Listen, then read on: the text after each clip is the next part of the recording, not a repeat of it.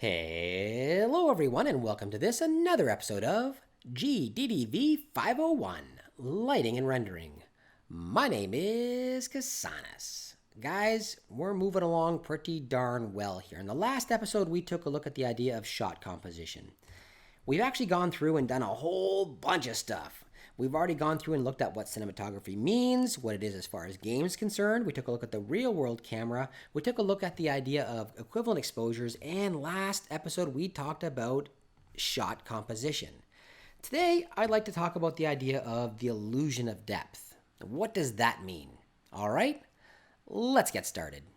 Okay, so what exactly is the illusion of depth? If I asked you what you saw here, some of you might suggest that you are seeing a person walking around at night. There's a line of lamp posts along one side, there's a boardwalk, and some people in the background.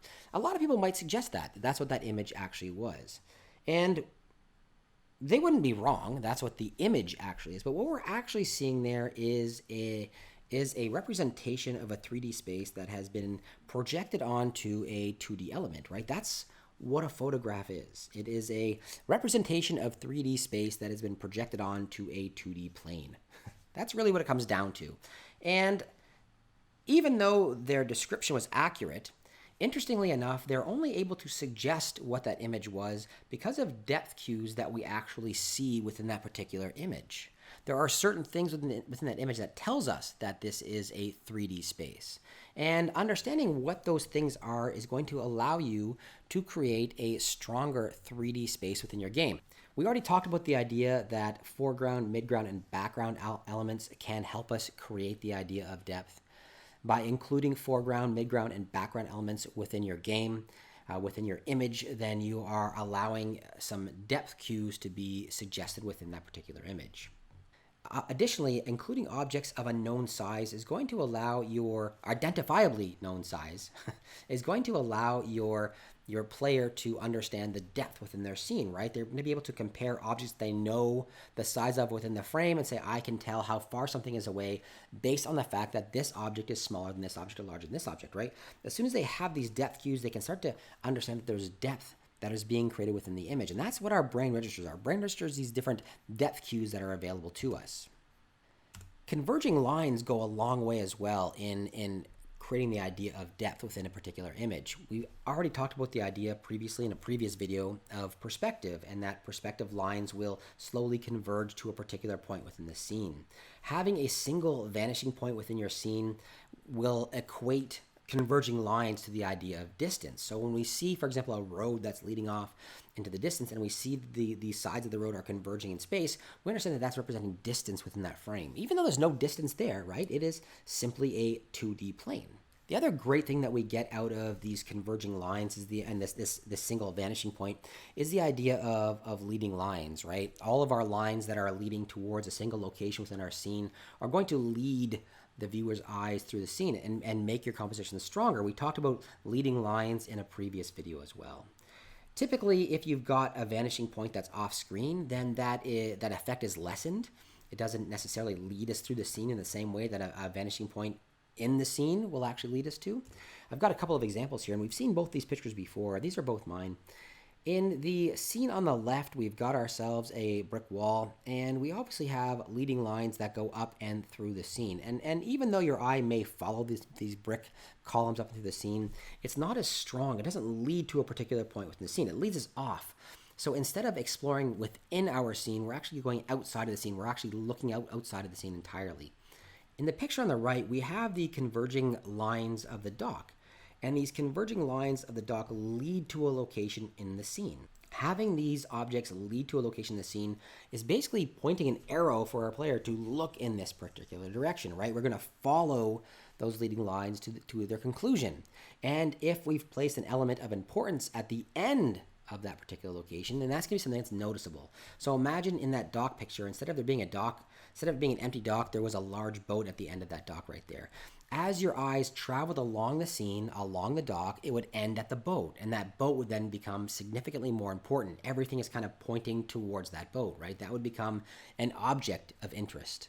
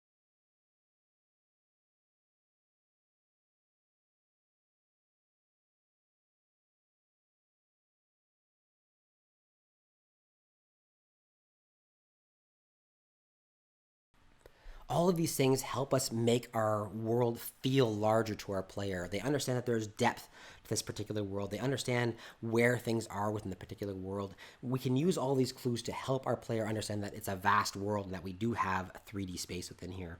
In fact, let's move on to the idea of off-screen space. And what exactly does that mean? Well, right now we're seeing how we have depth cues from objects within our scene, right? We use color separation, textural diffusion, all this type of stuff we use, all these different depth cues as far as perspective, all that kind of stuff is used to allow our player to understand that we are in a 3D world and that our world is larger than exactly what we're seeing, that it goes on farther than the immediate play area of our particular game. We can actually use off-screen space to imply a larger world as well.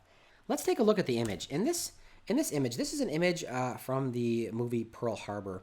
And what's important to note in this particular image is that the actor is not looking at the planes over his head, immediately over his head. This is the point when the planes are now attacking Pearl Harbor. And our actor is not looking at the planes behind him. He's not looking at the planes immediately over his head. He's looking off into space. So again, we've got this room to move. If we go back to some of our earlier lessons, we have lots of space in front of our actor. If we follow that actor's line, that actor's eye line is moving off screen into some space off screen. And because the actor is not looking at those planes that are on screen, this indicates to us that there's something else off screen that's important. Obviously, the invasion is much larger than we are seeing in those couple of little planes we see up there. There obviously are far more planes that are coming in because this actor is not looking at those planes. Instead, he's looking off into space. So again, this adds depth to our world, and not depth to our particular image, not depth to our 2D image, but depth to the world that we're creating. And it helps our player understand that this is a 3D space that they're moving around in, and that there's different layers to this particular world, or different depths to this particular world. Another great example of a depth cue within an image, and let's move outside of image now. Let's talk about the idea of movement within the frame. When we start talking about movement within the frame, another great example of a depth cue within the scene is parallax. And parallax is basically the perceived movement of an object when viewed from different positions. And we can demonstrate this to ourselves if you simply hold your arm up, your hand up at arm's length, hold up your thumb, and open one eye then the other, and blink back and forth like that. As we open and close our eyes, we'll see our thumb move back and forth, right? There's this perceived movement. And these same calculations are used, the same idea is used for astronomers to be able to calculate the distances to objects that are outside of our solar system, outside of our ability to travel to. They can use parallax in order to be able to calculate the distances to these particular objects. A great example of parallax, if you're traveling in a car and as you travel along, the lampposts that are close to you in the foreground of your view look like they're traveling at really high speeds. They zip past you really quickly. But that farmhouse that's way off in the background, it looks like the distance that you're moving compared to that farmhouse is relatively small, whereas these lampposts are just zipping right by you, right? And this is a great example of parallax. And we can really make use of this within our game.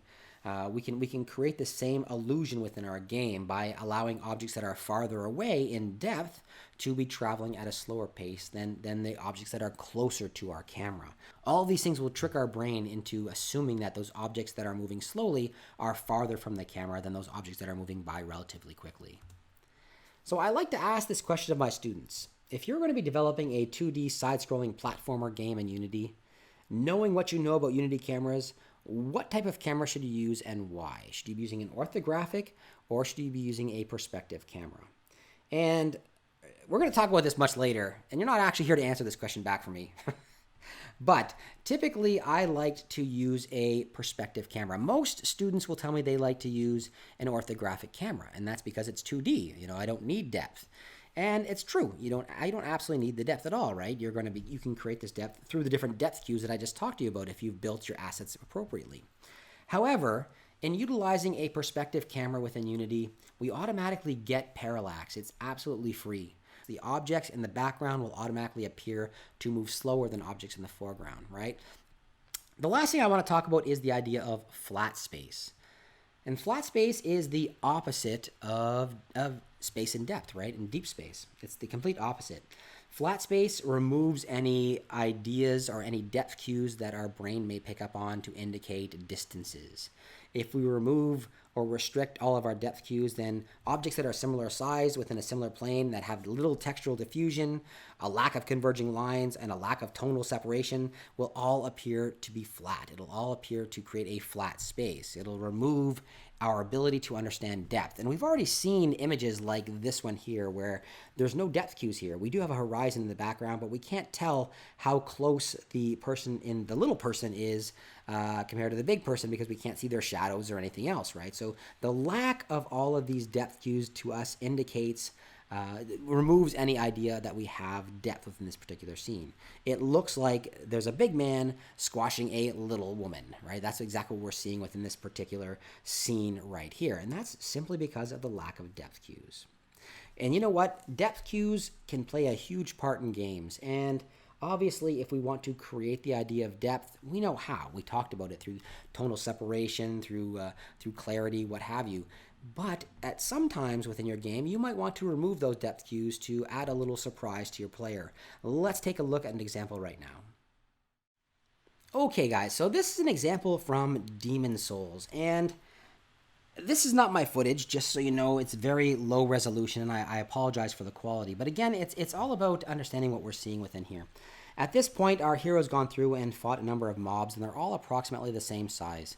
Let's just hit play here. We've got a lot of depth cues within our particular game. We've got a lot of these pathways that are leading our player through the game. Let's keep going here a little farther. We're going to come to a point right here. Let's see, there's a bridge right here. Okay, watch what happens here. The player's going to go on a little farther here. We're going to run down this particular area, and as we move forward, we're going to come to a bridge. And he's almost there. I want you to have some understanding of what the game was before before we got to the area that I wanted to show you. Okay, so right here. Now, I've stopped it in a really gross spot you can't really see, but in the right-hand side here, we've got ourselves a cave of some kind, and we see within that cave what looks exactly like a typical mob. The mob is about the same size as the player. It's been very easy to defeat, and the player has been able to kind of tear through these individual mobs. Let's go ahead and hit play. Now, as we move closer, we can see, and again, it's very low resolution, but we can see that the mob is right about here, and it's about the size of this cave. And there's no real depth cues in and around this area. It's just as blurry as everything else, but there's no real depth cues that indicate what this creature is. As we move forward here, the player thinks it's just a regular mob. It looks like it's a regular mob. It looks small. But as that creature comes out, we can see that, in fact, it is a very large version of the same creature that our player's already been fighting, right? So the lack of depth cues within this particular game, within this particular section of the game, has served the purpose of fooling our player into thinking that they are fighting a regular mob, when in fact they're fighting a boss at this point in time.